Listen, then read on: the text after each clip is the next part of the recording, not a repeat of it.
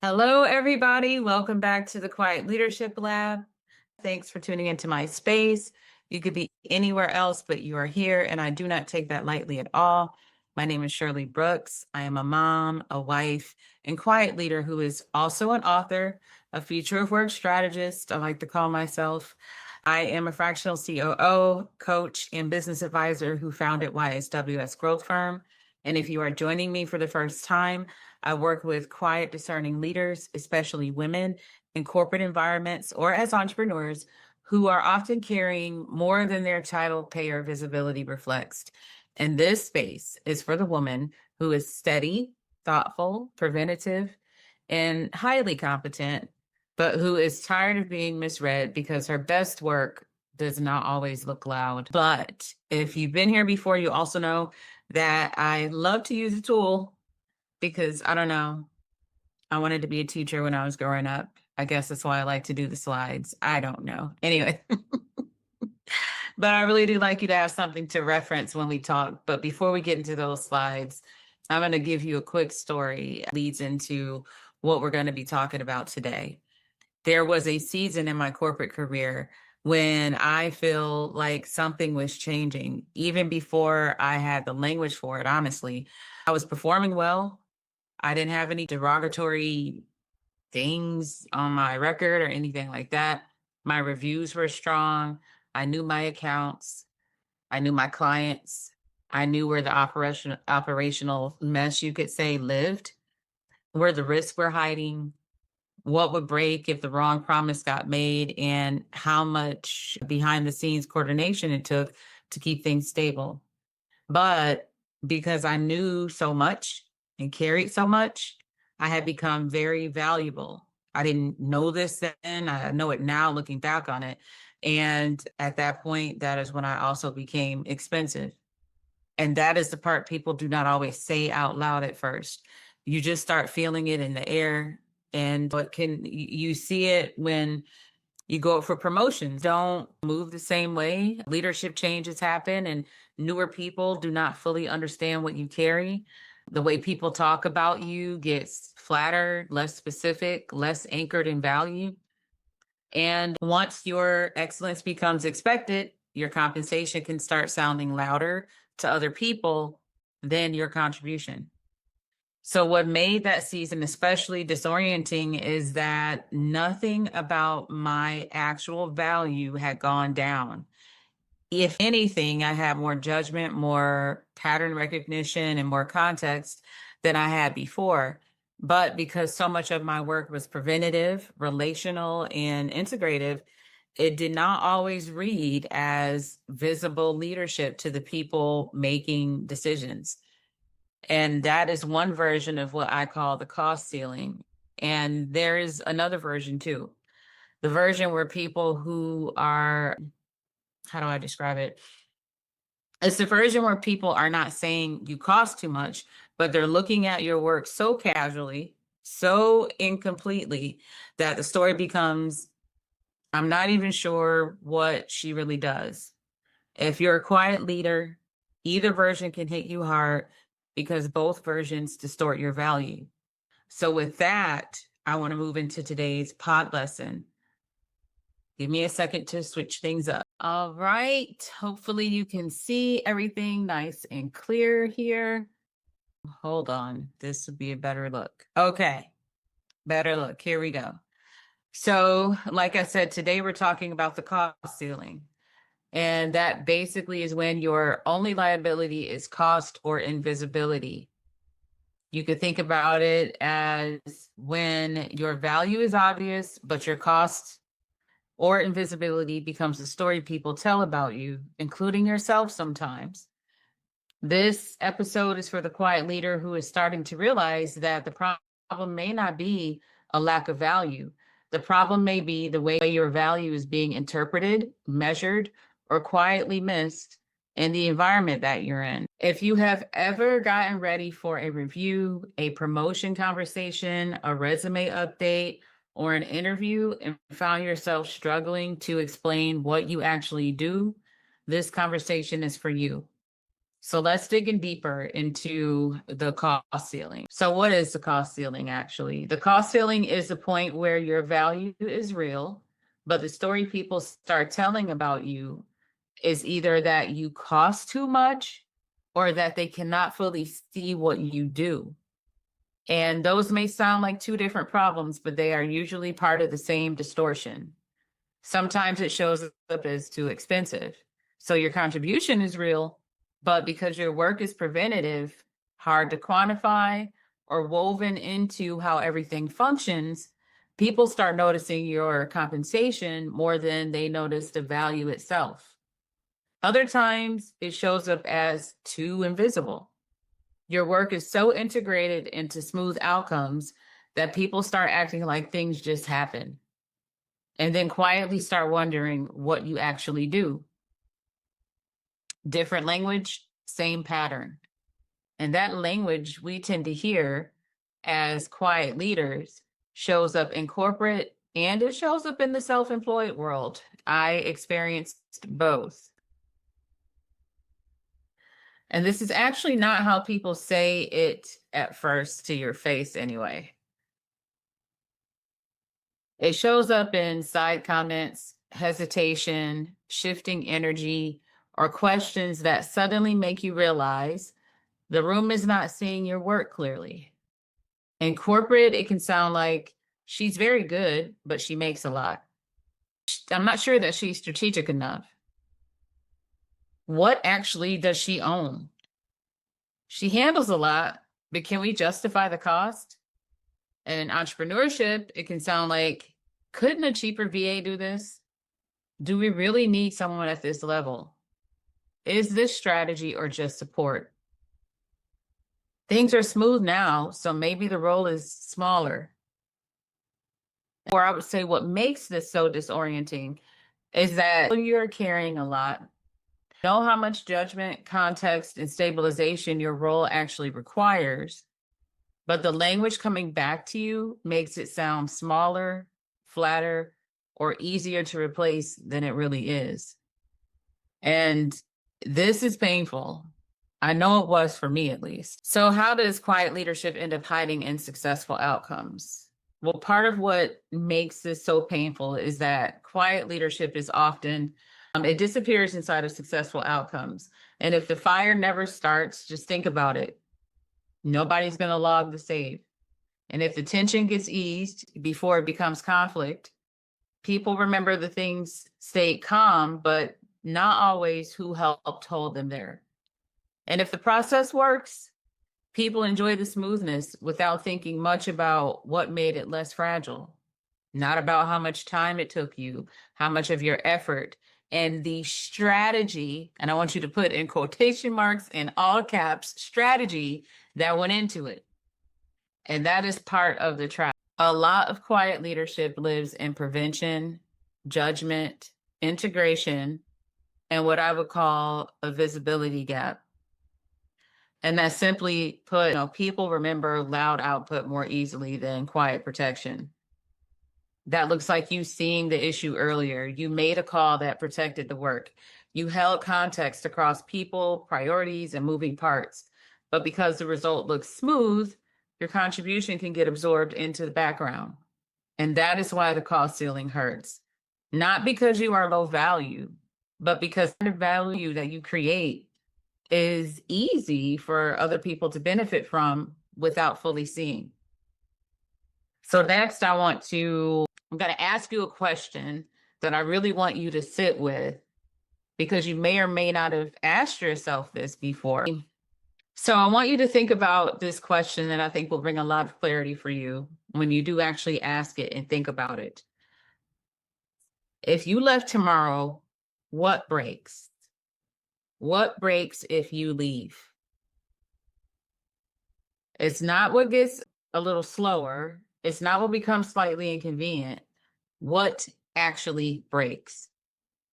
What relationships get more fragile? What processes start to wobble? What mistakes start slipping through? What context disappears with you? What decisions start getting made without the judgment you have been quietly applying this whole time? That question matters because quiet leaders are often being compared to a job description while carrying something much bigger than the role on paper. And that is what you see on the right side of the slide there. And basically speaking to what they compare versus what you carry. And what you see there is that they see that there is a role or a scope on paper, but then there's a scope people actually notice, right? And then there's what you are actually carrying. And then there is the full picture, which is the scope plus your judgment. We're often carrying more than our role. And that's something I want you to keep pinned at the front of your brain. Although I'm sure I don't have to tell you that, I'm know this by experience, but I think we get to a point where we think it's just normal, and it is not. And it is the part that most people miss. You are not just a list of tasks, you are context, you are pattern recognition, you are discernment, you are prevention, you are stabilization, you are the judgment layer that keeps a lot of things from quietly going off the rails. And that is why so many of us as quiet leaders get underestimated in our own replacement cost, which is probably something you've not thought much about unless you read my book. But we think that when we leave, we only think about the fact that, okay, our role is going to get replaced. But in reality, there are layers of memory, judgment, trust, and protection that are being replaced all at once, if you can even replace that. So how do we change that story? And when I say change the story, I mean, how do we help ourselves see ourselves in a better way? And how do we help others see us in the way that they should be seeing us? So what do you do with all of that? Well, there are three things. There are many, but three things I want to talk to you about today. And I want to try to keep it as simple as possible. The first move is to document your replacement cost. Write down what you prevent, what you stabilize, what depends on you, and what mistakes you quietly keep from happening. I talk about this a lot in the Hidden Cost of Quiet Leadership, the first book. And this is not to be dramatic, it is to be accurate. The second move we talked about in prior episodes, which is to use clearer ownership language. Instead of always saying, I helped or we did it, start practicing language like I led, I designed, I clarified, I prevented, I stabilized. It is the same truth, but it is just stronger, clearer language. And the third move is to name which versions of the cost ceiling you are in. Are people treating you like you are too expensive, or are they treating you like you're too invisible? Because those are related, but they are not identical. If it is the expensive version, then you may need to get much clearer about strategic scope, business protection, and what it would really actually cost to replace your judgment well. If it is the invisible version, then the work may be around documented wins, stronger ownership language, and making your contribution easier to name in reviews, interviews, or client conversations. If that still sounds vague, then this next slide should help. It should point you to something I created to help exactly with that. All right. So before we close, I want to give you something practical, and it actually comes directly from the book. Kind of got these flopped upside down. So look at the bottom first, and then we'll look at the top.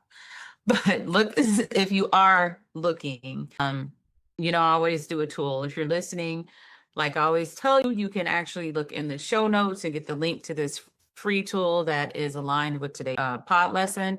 And you don't have to put in an email or anything. It's there for free. Just click it, scroll down to the applicable episode. And this is episode 5. So just scroll down to there. Anyway, so start there at the cost ceiling exercise. We're going to talk about that first. And this is actually in the appendix of the Hidden Cost of Quiet Leadership book. So you're getting something for free here.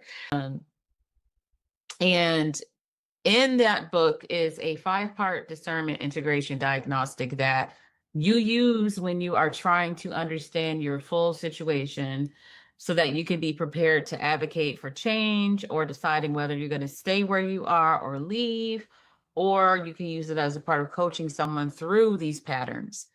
So it is part 3 of the 5-part tool. And this particular part focuses on the cost ceiling.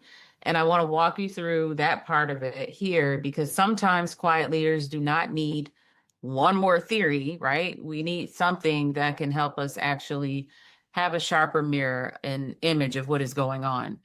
So if you're able to, you can pause the episode right here, grab a notebook and something to write with, and then answer these questions honestly. And each question is valued at 1 to 4. So for the first answer, it's going to be a value of 1, right? And then the last answer option is going to be a value of 4. So what I want you to do with each question is write your answer for each question, then write the number beside your choice, because at the end, you're going to total everything up and we're going to look at what that scoring means. So the first question is about your compensation and title. When you think about your compensation and your title, are you appropriately recognized for your actual contributions? That would be a number 1 for points that's valued at. Are you slightly undervalued? That would be worth 2 points. Are you significantly undervalued? That would be worth 3 points. Or are you doing leadership work without leadership authority or pay? That would be worth 4 points. All right. So you know how it goes. I'm going to ask you the question in full again, and then I'll go through the other questions real quick. So the first question is about your compensation and title. Are you appropriately recognized for your actual contributions, or slightly undervalued, or significantly undervalued, or are you doing leadership work without leadership authority or pay? Those are the 4 options. And remember, the first option is worth 1. The last option is worth 4. Obviously, 2 and 3 in the middle. Second question is about promotion or advancement. Do you see a clear path? Or do you see a path, but a kind of self-promotion that does not fit you? Or do you not see a path at all? Or have you been told you are not ready despite evidence otherwise? Go ahead and write your answer and your number that goes with the answer. Third question is about the language people use around your value. Have you been treated as appropriately valued, or as too expensive to promote, or as not strategic enough, or as great where you are? Finally, number 4. The fourth question is about the recognition gap. Is the gap between your actual contributions and your formal recognition minimal? So that's going to be worth 1 point. Noticeable, that's worth 2 points. Significant, that's worth 3 points. Or unsustainable, worth 4 points. So write your answer and your points. Again, each answer has a score. And when you total them, you get a clearer picture of whether you are dealing with a real cost ceiling.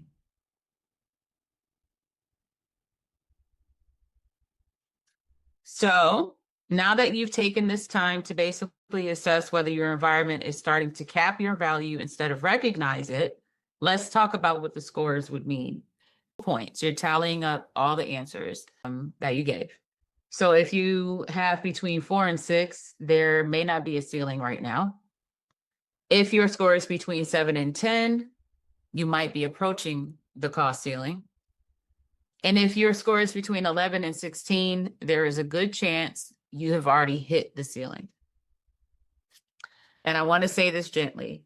If your score is high, that does not mean you are low value. Okay. However, what it may mean is that you have been in an environment that benefits from your work more than it knows how to name, reward, or structurally support it. And if this exercise is helping you see something clearly, that is exactly why I created the Quiet Leadership Journals. Because I have lived both worlds. I speak to both corporate women and entrepreneurs, and I wanted to make this part really simple. If you have been in corporate, the Quiet Leadership Journal was designed to help you document what you carry, strengthen your I language, and stop trying to rebuild your value from memory every time a review or interview or one-on-one type season comes around. If you are in entrepreneurship, operations, consulting, advising, or quietly building everybody else's business first, the Entrepreneur Edition was built for that version of the story too, especially where strategy, support, scope, and invisible labor keep getting blurred together. Basically, it is for the woman whose work often gets flattened into support language, even when they are carrying strategy, judgment, and real business protection. And at the core, both journals are about the same thing, helping you build evidence, language, and self-trust in real time. So I hope that the assessment was helpful. And I do hope that if you feel like it's something of value to you, that you might get one of the journals, not because it's, Shirley wants you to buy the journal. I honestly wish I had these kinds of things while I was in corporate, which probably would have helped me as an entrepreneur. But worst case scenario, I had the entrepreneur one. It would have helped me out greatly. But I know, like I always say, a lot of what I know now and share now and I experienced before was so I could give it to you. So I'm fine with it as long as you use this. So let's do our final takeaway and I'll let you all go for here. So this is a sentence I really want to leave with you, and I want you to say it really slow. Being undervalued is not the same as being low value. Going to say that again. Being undervalued is not the same as being low value. A lot of quiet leaders have been living inside environments that keep confusing these two things. And the problem is often not your performance. The problem is that your value has not been fully named, measured, or protected in the environment that you're in. And that does not mean that you are imagining it. It does not mean you are too much. And it does not mean your work is ordinary, just as because other people got used to benefiting from it. So if this episode felt personal, let that tell you something. You may be bumping into the cost ceiling. And if you are, the answer is not to disappear. The answer is to get clearer about what you carry and what people depend on and what language helps you tell the truth about your own work. Thank you for being here with me again in the Quiet Leadership Lab. I appreciate your time and I will see you in the next episode. For now, I am grateful that you are here and you are not imagining the weight you carry. You are not overreacting to what you have lived, and you are absolutely not the only one. You do not need to become a louder leader, but you do deserve rooms, roles, clients, and relationships that recognize what you see and what you hold. See you again.